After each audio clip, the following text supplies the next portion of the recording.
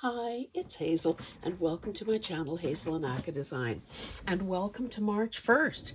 This is the official kickoff of an entire month, 31 days of masterboards all the time. And I am taping this video before I've taped the hashtag announcement. So, hopefully I'm not going to be repeating myself. But if I do, forgive me. So this hopefully is the thing that you're going to see over and over again, along with the actual Masterboard Madness hashtag and my channel. I will be creating a playlist on my channel with all the videos shared there. I won't repeat the thing about having to, or not having to, but hoping you decide to enter to win a prize by watching all the videos, commenting on all the videos, liking all the videos, and of course subscribing to all those channels if you haven't already done so. Now, it was also my intention, but again, because I'm doing this in reverse order, it was also my intention to gush on a bit about each of these, excuse me, these women who are taking part in the month. I'll just let you have a gander at this. Again, I guess I'll save that talk for the other video I'm referencing. What I did want to do is show you, I've already started work on what I think, well, it's the first time I'm doing this. Don't know if other people have done it or not. I'm sure it has been done before, because that's just the way of YouTube and creativity and so on. So let me put my cheat sheets away here, and I'll show you what I prepped for today.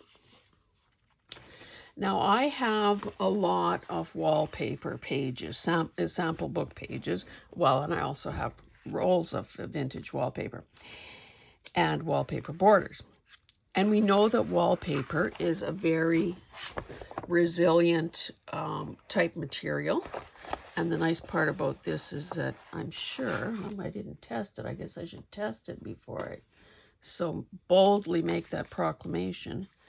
Well, certainly with a pencil it works on here, and I imagine it does with a pen as well. So this particular paper, even though the front is vinyl, is obviously easy to write on. So this is a bigger than normal piece of paper, and I hope that what you discover throughout the month of March and seeing all these people's approaches to how they do masterboards, now not only what do they make it on, what do they add to it, and how do they use the finished product? What I hope you'll find is that there is no magic size. If you choose to save your masterboards, build your masterboards in an oversized book, then obviously you're constrained by the size of those pages. If you're using if everything you're using in the creation of your masterboard is in fact your own creation, like your own hand-carved stamps, your own public domain, antique documents and so on, then you may want to do it on an 8.5 by 11 so that you can scan it.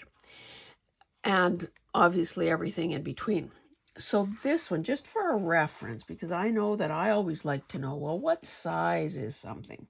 So this one is 15 inches tall and, it's 15 inches wide. Okay. So if you can look beyond the stuff that I've already added, you will see that it was quite an intricate pattern, but it's also pretty monochromatic. So there's this, say, a light beige, light buttery color, gray, white, some metallic gold, and that's essentially it for colors.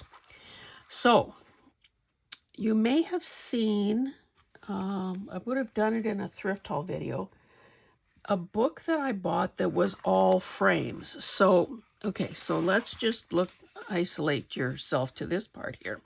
So this part is an actual frame. So this would have been the size of that pad of cardstock. So I fussy cut, excuse me, all of these frames out, and I had, I guess, 4 of these big frames. So I used that because I thought, well, it might be hard to use something that big otherwise. And I could use it before something, before they got creased or torn or something like that. The really interesting parts here, the textural parts that you're seeing, came off a vintage piece of anaglypta wallpaper that Carol, Crinkled Path Carol, had sent to me. And I think that might have come in the very first Happy Mail she sent me. I love anaglypta wallpaper, and so I promptly decided to hoard it. And this is part of the sort of the focal point of the paper. You can see that I still haven't trimmed right around it. I left this piece aside to do a little experimenting with, and I'll get to that in a moment. But because, well, maybe I can reach that. Hopefully I don't flash a boob at you. Oh, even this isn't complete. So this is all I have left of the chunk she gave me. But you can see that these are pretty big. And there was even more around them. Oh, maybe not. No. I guess I'm wrong. Because this part here is this part. And then the flat parts would be the outer edge. Okay, so this is the piece I left myself to play with today. And what I attempted to do here was to see how well this paper would take some chalk. And we'll get to that in a moment. Before I, spend a whole bunch of time highlighting these embossed areas, I thought I might as well get more of the imagery down.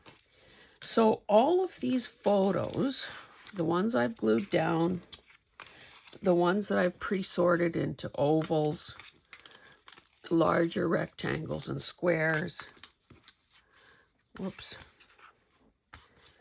and smaller, like a teeny tiny, I have sort of separated into piles here, just to make it a little easier. So my first thought was, if I want to keep this neutral and keep it sort of tone on tone, using these vintage looking photos is the perfect thing. And you can see that they came out of a book on, sort of a craft book on, I guess it was scrapbooking tips or layouts or something. So what I did, first of all, I was laying them around. And that, again, you've maybe heard me say this before, it sort of looked like shotgun spray, in that there was stuff dotted everywhere. And that, in my opinion, is not the greatest design strategy. So what I did was pick the biggest images and lay them down, kind of tried to spread them around. Again, not knowing what my final use is going to be here. Because this is, I see this guy's lifting. Now that is, I have to say, a challenge, because of course, if I'm gluing it on over these raised parts, it is not a nice flat surface, and that becomes an issue. So I'm sure there will be some remedial gluing that'll have to be done here. What I was about to show you is that because this thing is 15 by 15 in size, I could easily, easier said than done,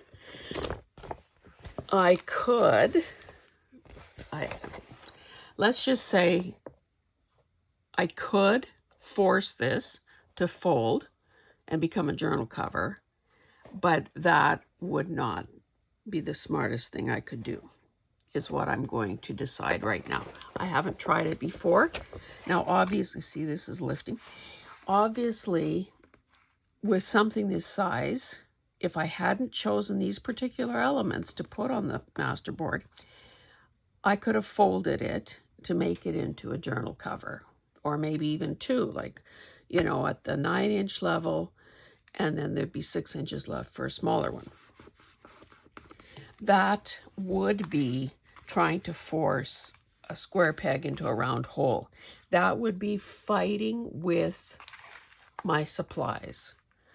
So let's err on the side. Let's be smart about this and not do that with this particular one. Certainly that could be done with other types of masterboards. In this case, because of the anaglypta and, you know, well, really, the anaglypta, folding it is not smart.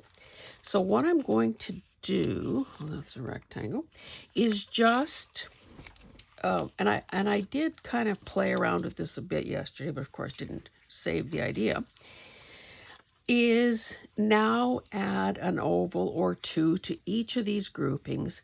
So instead of having a shotgun approach, I'm actually going to have larger focal points that kind of, you know, regardless of how this gets cut up, there will be some imagery, some photos, a collection of photos on each of the, on no matter what I cut out of this. Whoops, let's not have the kid standing on her head. So we could, let's cover those pink flowers up there. And I don't know, I tried to lift the camera up. I hope that I've got it high enough that you can see pretty well most of the board at the same time. So let's put, maybe let's put this one there as well. Okay, so you can see now that it's becoming, even though I'm using tiny little disparate objects, shapes and sizes, it's making these clusters, so to speak, of focal points. And again, you know, I don't want to overthink it. I am trying to, like, obviously this little kid here is the very lightest background here. This is one, these two are a couple of the darkest. So that's why I've put a contrasting element there. But honestly, that is how my mind works. Yours could very well work differently, probably works differently. So you would have a different, you'd have different taste, you would have a different aesthetic, and you would, you know, approach your masterboard, your project a little differently. And I would think too, although I tend, again, personal preference, I tend to keep things sort of, like I don't usually do things at an angle. I like to keep things a little more uniform, you know, parallel, perpendicular, you know, straighter. And that's just, again, a preference. Okay, these guys need a third element. Let's give them a car. And maybe let's throw a Christmas tree into this thing here. And again, there are, well, I don't know, maybe you can't see them, but off to the side here, I've got these teeny weeny ones, which may be, you know, they might even be too small to be used on something this size. But we'll see. I'm just kind of making a smaller pile with the smallest guys so that I can see what I have in terms of, you know, the second from smallest size. So I do have this size next. Several of these. Again, there's nothing that says I have to or want to, or it would be wise to use every single photo because that's way too many. Okay, so that maybe is about the best way to divide this up. Okay, so let's see what happens if we lay down a fourth element on, oh, look, mama and baby. So some of just the nature of how I laid down the first, those first 6 or 8 images means that some of them are getting a little tighter, and then in some other places it's wide open space. So maybe at this point I'm thinking, okay, how do I sort of close the gap? Again, that's not necessary, because by the time this is all cut up, those lines might not be anywhere near where I think they might be. So I'm just trying to, that's a pretty tiny one. What do we have here? Sometimes it's hard to, oh yeah, boy and dog. Sometimes it's hard to even, the pictures are so small, it's hard to tell, you know, whether you've got them right side up or not. So I think by attacking this oversized thing in the way I'm doing it, it will be easier when it comes time to glue it.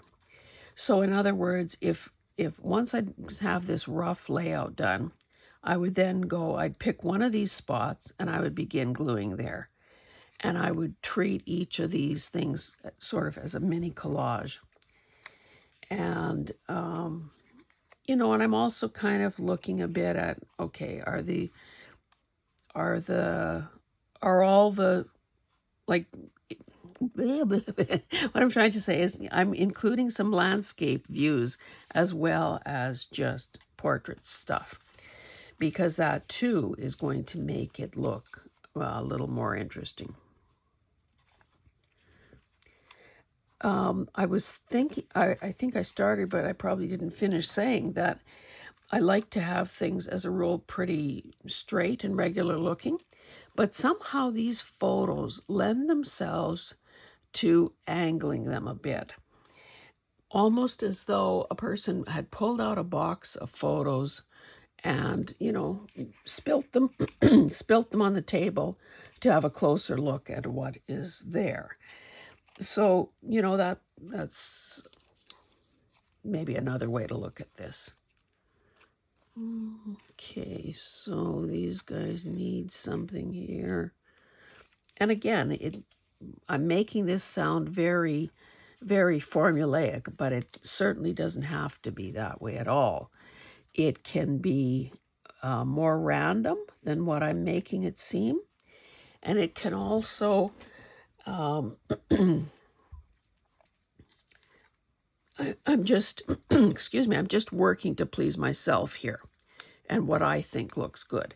You naturally would be doing what looks good to your mind's eye. Okay, maybe it's time to see if I need a bigger thing or two. Look, I've got this guy here at the beach, I guess, looking very hard to see something. So again, there seems to be some wide open spaces here. So maybe I put this guy here. Oh, and here we have a man in uniform. Who doesn't love a man in uniform? Maybe he goes here. What are these guys? Oh, a little girl with her dolly and a couple, a wedding, a bride and groom. I don't know. Maybe I'm almost covered the whole board. So maybe what I should do, and of course I'm not gluing this whole thing down here with you watching, but what I'll do is, let me just make sure you can see. Maybe I'll pick this area because it's more in frame than this bottom one. Okay. So I'm just going to pull these away a bit and start doing some gluing. Now I'm thinking, you know what, I'm going to save myself the hassle of using a glue stick, and I'm just going to go straight art glitter glue number 1 because I'm not going to be using up a whole bunch of glue because these images are small. You know, sometimes we use our glue sticks just to stretch our glue. You know, if it was a full page thing, chances are a person would use some, you know, maybe you'd put glue stick all over and then just do a perimeter strip of art glitter glue to make sure that the edges really catch. Now, this, I think, again, because of the lumpiness of the situation, is going to need to be, you know, really put under a heavy weight to make sure it catches.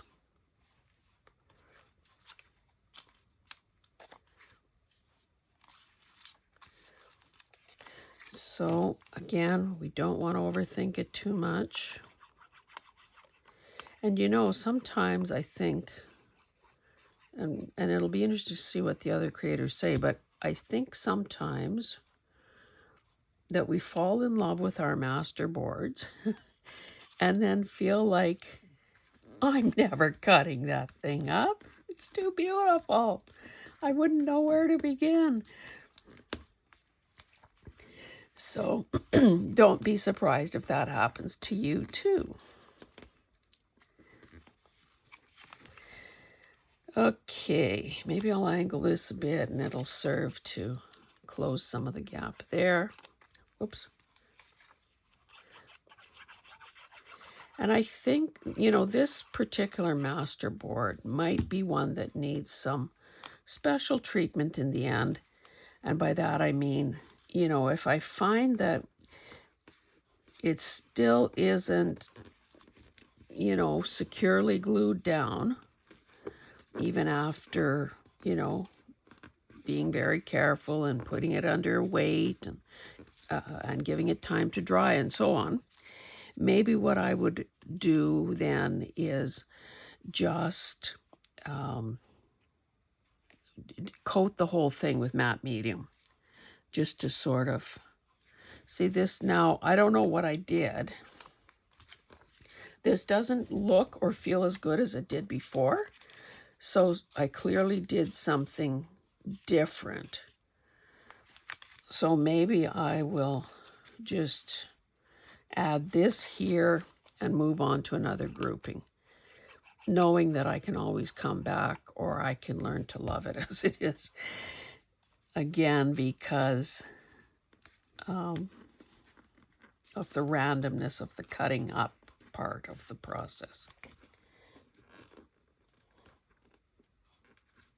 And of course, you know, in places, well, in most places, it's an element going over another element. So then by the time you get at a photo, it's becoming multiple levels or layers.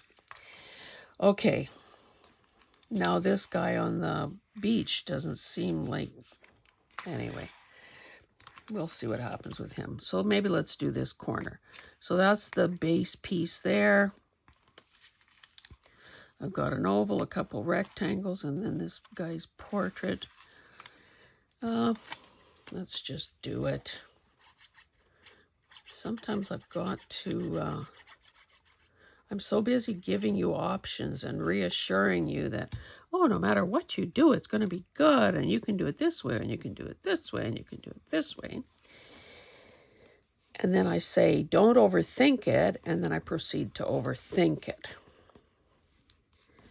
But my overthinking may not be the same as your overthinking because, again, we're different people. What happens if I do that? This looks better to me, so we'll keep it there. Now, with something like this, with, whoops, glued my finger, with so many moving parts, you know, if a person isn't careful, you could turn this into your life's work because there are so many possibilities. So many ways, so many combinations. So please yourself, but realize that you're not finding the cure for cancer, and maybe just get on with it. And of course, what I'm hoping, because I love doing masterboards, and if you've watched my channel at all, you've probably seen my masterboard books and some of the different ones I've done and the different approaches I've taken. And hopefully I will have, shown, because there hopefully will be new viewers to all of our channels, and hopefully I would have shown, we'll leave this guy in limbo. Maybe I'll put him upside down as a reminder that he's not glued down. Neither is this guy. So for instance, I don't know if you...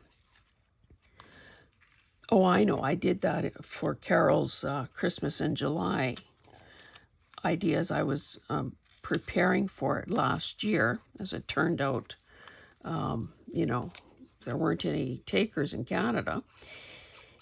Anyway, I did a masterboard that was all Christmas seals. Or not even Christmas seals. You know, when they try to sell you your return address labels, and there's a little teeny tiny half-inch square image beside your name and address. I cut all of those things on and I glued them down and made a masterboard using them in my in one of my masterboard books. So you can use anything. Okay, is this guy coming into the picture now? Maybe he needs to be there. Now, in some places, if I can almost get a corner under something, because if it's not totally adhered, and that's a good thing in this case, because then it looks like, then it seems that these things aren't all sitting on top, which in fact they are, but I think I've gone, I don't want it to look like, okay, I could tuck that guy under there maybe. Or do I want to tuck that under there? Maybe I'll tuck the oval. So my hope is that by the time the month is over and you've watched all the videos and seen that many different people's approaches, oh, let me cover the corner. That might be simpler. And it reduces that size of that photo. That you will have seen all sorts of wondrous things and different, how people's thought process and people's, what they use and how they go about it. I know that sometimes, and I think Gail Augustinelli might be one of those people, if I'm not mistaken, she begins her masterboard like in the four corners and then works her way in. That's another approach. Is it your favorite approach? I guess you won't know unless you try. This guy I'm going to just leave sideways because, again, we don't know.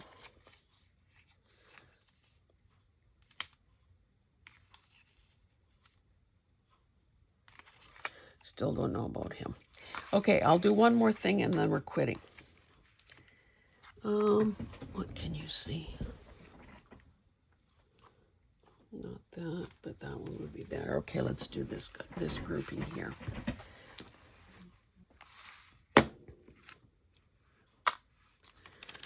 Oh, I only have, how come I only have two other things here? Maybe because she's so close to the edge of the paper. And in case this is your first time here or something, and if it is, welcome. I would like to roll out the red carpet for you. One of the things that I always say is, okay, this gal is obviously looking that way. I would never put this photo on this side and have her looking outside the picture plane. So that is, I'm I don't think I ever break that rule, because to me, that would be wrong. Wrong for me. So in a case like this, when it's all photos, you know, that's another thing that I keep sort of running through my mind. Okay, she's glued down, she's not. It feels like I need, or does this guy here, the soldier,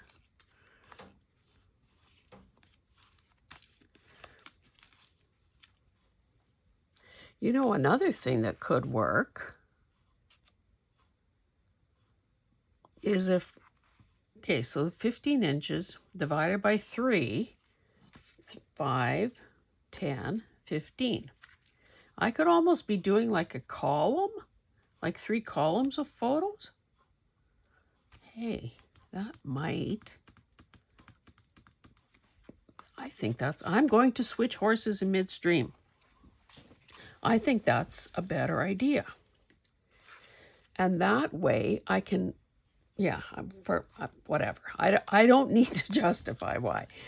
I'm going to do it. And of course, in this particular masterboard, because these are all people, I am also having them all right side up. Oh, that's not glued down. I'm, you know, obviously I don't have anybody on their side or upside down, because that would not make sense to my way of thinking in this scenario. With most other masterboards, unless it's, you know, on purpose directional for some very good reason, like maybe people or animals, I would be turning my board, my substrate around, left, you know, around 100 or 360 degrees, so that it would be good from any angle.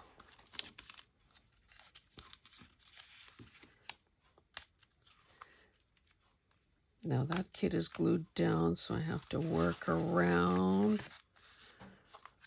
I hope you can see this part. Again, didn't exactly keep my word. I said I would only do one more. This one for sure is the last one. This seems a bit tiny, like it's not holding its own under there. So I'm going to switch it out. But maybe from a color perspective, I want the... Okay, let's do that. Maybe I want this kit on this side. Yeah, let's do that. And you can see too that by making these, well, first of all, I thought I was doing 1, 2, 3, what's 5, 6 or 7 mini collages. That made it more bite-sized for anyone who might be intimidated by this large size. But now if I further reduced it to only 3 parts, that makes it even less intimidating. I try not to let paper intimidate me. And I don't think you should either. It's just paper. And, you know, maybe it's also a right brain, left brain thing too, where a person is kind of, yeah, I've got that artist's eye, and I know what I like, and I know what I don't like, but do I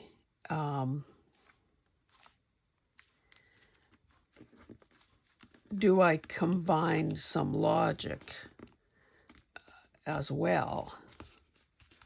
And that probably, in my case, would make for a better result than if I just threw any logical considerations out the window and stuck to strictly artistic. Whereas anyone who is favoring their logical side, their piece might be stiffer and more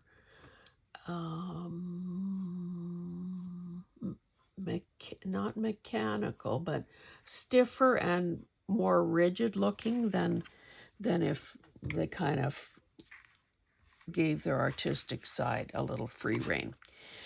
Okay, so that, obviously, you know what I feel like doing? I feel like lifting this up and shaking all the loose ones off, but then that would be dumb. That would be so immature, Hazel. So I will continue to glue this, and I will show you this finished masterboard in either a follow-up Friday video or the roundup that I do at the end of March, or Instagram. I don't know. I'll share it with you at some point. Yeah, I need to fill this hole now. Anyway, I hope that this has shown you some of the possibilities. Oh, look at this little munchkin. Has shown you some of the possibilities that exist and have you all hepped up and excited about what might be, what is to come this month. And of course, remember to, if you haven't already done so, subscribe to my channel, like and comment on this video so that you would be entered in the giveaway at the end of this whole process. Thanks, guys. We'll see you in the next one. Bye.